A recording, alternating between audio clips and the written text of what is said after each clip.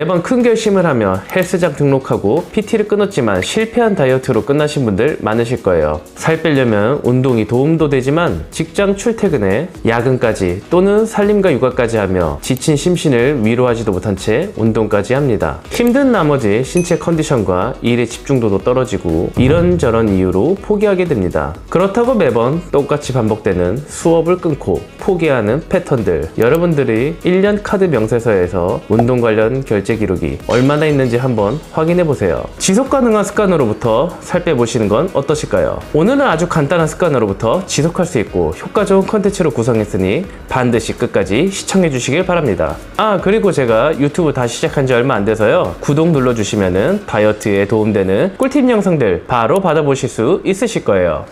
첫 번째는 충분히 물 마시기입니다. 간단할 것 같지만 굉장히 중요한 습관이죠. 체내 수분이 부족해지면 신진대사가 둔화되고 뇌는 갈증을 배고픔으로 착각합니다. 충분한 물의 섭취는 신진대사 촉진과 공복감 억제에 도움이 됩니다. 한 연구에 따르면 물 500ml를 마시면 대사율이 약 30%까지 증가했고, 추가로 하루 1리터 물 섭취를 늘린 여성은 1년간 체중 2kg를 더 감량했습니다. 또한 탈수로 인한 갈증이 식욕으로 오인되기 쉬운데 물을 마시면 배고픔이 줄어든다고 보고된 바 있습니다. 아침에 일어나자마자 큰 컵에 물 한 잔을 마시면 뇌가 포만감을 느끼고요, 점심시간 전 30분 전에도 물을 마시면 자연스레 식사량을 줄일 수 있습니다. 물을 많이 마시면 자주 화장실에 가야 돼서 귀찮다거나 맛이 없어서 잘 못 마시겠다고 생각하실 수 있습니다. 그러신 분들은 탄산수나 레몬, 오이 등을 넣은 디톡스 워터도 좋은 대안입니다. 갈증이 크게 느끼지 않다면 하루 종일 조금씩 마시는 습관을 들여보세요. 물 대신 허브차나 무가당 차도 충분히 수분을 보충할 수 있습니다. 두 번째는 간식을 활용한 식욕 조절입니다. 식욕은 억제하는 것이 아니라 똑똑하게 조절하는 것이 중요합니다. 배가 고프지 않아도 무엇인가 자꾸 찾게 되는 이유는 혈당 떨어짐, 심리적 허기, 단백질 부족 때문입니다. 이럴 땐 아무거나 먹는 대신 건강한 간식을 통해 식욕을 안정시키고 폭식을 예방할 수 있습니다. 하버드 공중보건대학원의 연구에 따르면 고단백 저당 간식을 섭취한 실험군은 그렇지 않은 군보다 다음 끼니의 식사량이 18% 감소했다고 합니다. 특히 단백질은 배고픔을 유발하는 호르몬 분비를 줄이고 포만감을 오래 유지하는 효과가 있습니다. 또한 일정 시간 간격으로 간단한 간식을 섭취하면 혈당 스파이크를 막아 폭식을 줄일 수 있습니다. 집에 있다면 과일류로 바나나 반개, 사과 4분의 1, 방울토마토 1컵 정도 되고요. 자연식으로 혈당이 서서히 상승되기 때문에 급격한 허기를 예방할 수 있습니다. 탄수화물류는 삶은 고구마 말랭이, GI 지수가 낮기 때문에 포만감을 오래 지속할 수 있고요. 단백질 및 지방은 삶은 달걀 1개에서 2개, 저지방 요거트, 두부 스낵, 허기와 조절에 근손실 예방이 됩니다. 견과류는 불포화 지방산이 함유된 무염으로 된 견과류나 하루 견과를 추천드리겠습니다. 외부에 있다면 현미 크래커, 오트밀, 에너지바, 구운 김 스낵 또는 하루 견과와 프로틴바, 무당우유 등 여러 가지가 있습니다. 외부에 있을 때 포인트는 간식을 한 손에 들고 있을 정도의 양만 준비해 두면 과식 위험도 줄일 수 있어요.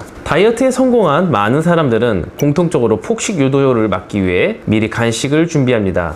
예를 들어 오후 4시에서 5시쯤 식사 전 허기를 채우기 위해 가벼운 간식이나 삶은 계란 1개, 견과류 등을 먹는 루틴을 실시하였으며 그 결과 저녁 과식이 크게 줄고 체중 감량 속도도 빨라졌다는 보고가 있습니다. 간식을 먹다 보면 오히려 하루 섭취 칼로리가 더 늘어나는 게 아닌가요? 프로틴바는 달고 가공식품으로 느껴서 오히려 몸에 안 좋은 거 아닌가요? 라고 물으시는 분들이 있습니다. 포인트는 무엇을 얼마나 언제 먹느냐입니다. 식사 2시간에서 3시간 전 간식 100에서 200칼로리 수준으로 제한한다면 폭식 예방, 대사 유지라는 두 마리 토끼를 잡을 수 있고요. 가공식품이 걱정된다면 두부, 삶은 달걀, 아몬드 같은 자연식 기반 간식으로 충분히 대체 가능합니다. 간식은 다이어트의 적이 아니라 전략이죠. 적절한 시간에 잘 먹으면 식욕은 스스로 조절됩니다. 세 번째는 밥그릇을 작은 그릇으로 바꾸자입니다. 살을 빼고 싶지만 운동이 힘들다면 식습관을 바꾸는 것부터 시작해야 됩니다. 그 중에서도 가장 간단하고 즉각적으로 실천할 수 있는 방법은 바로 밥그릇을 작은 그릇으로 바꾸는 것입니다.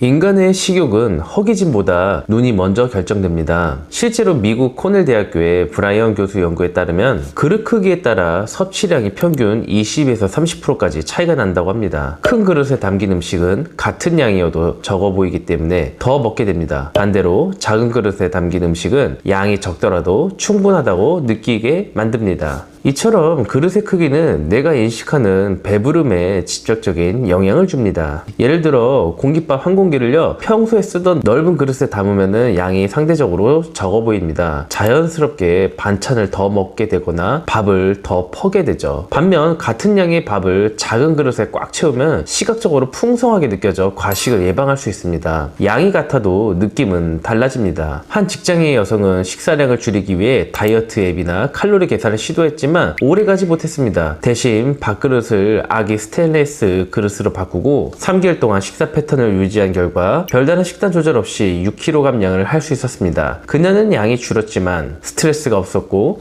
오히려 위가 줄어들면서 식사 욕구도 줄었다고 합니다. 물론 이렇게 말하시는 분들도 있으실 거예요. 작은 그릇 써서 2번 먹으면 의미 없잖아. 맞습니다. 작은 그릇이 마법처럼 살을 빼주는 건 아닙니다. 하지만 더 한 번 먹기 전에 스스로 재던 걸 수 있는 인식의 계기를 만들어준다는 점이 중요합니다. 2번 먹는 것 자체가 내가 지금 과식하고 있구나 자각하게 만들고 그 인식이 반복되면 식사량도 점차 줄어듭니다. 작은 그릇이 불편하거나 실용적이지 않다면 그릇의 색상이나 형태를 바꾸는 것도 방법입니다. 예를 들어 파란색 시계는 식욕을 줄이는 시각적 효과가 있다는 것도 연구가 있고요. 넓이가 좁은 그릇을 사용하면 음식이 더 차 있어 보입니다. 또는 반찬 접시를 크게 줄이는 것도 식사량을 줄이는데 효과적입니다. 네 번째는 점심에 다이어트 도시락 싸기입니다. 스스로 식단을 계획하고 음식을 준비하면 무심코 외부 음식을 시키는 것보다 영양과 칼로리 조절하기 쉽습니다. 식사 계획은 좋은 식습관을 지키는 기초입니다. 한 연구에 따르면요, 점심 도시락을 미리 준비해서 다니는 사람들은 더 건강한 음식을 선택하고 체중 감량 효과가 높은 것으로 나타났습니다. 집에서 직접 요리해가는 식단은 식단의 질을 높이고 비만 위험을 낮추는 것과 관련이 있었습니다.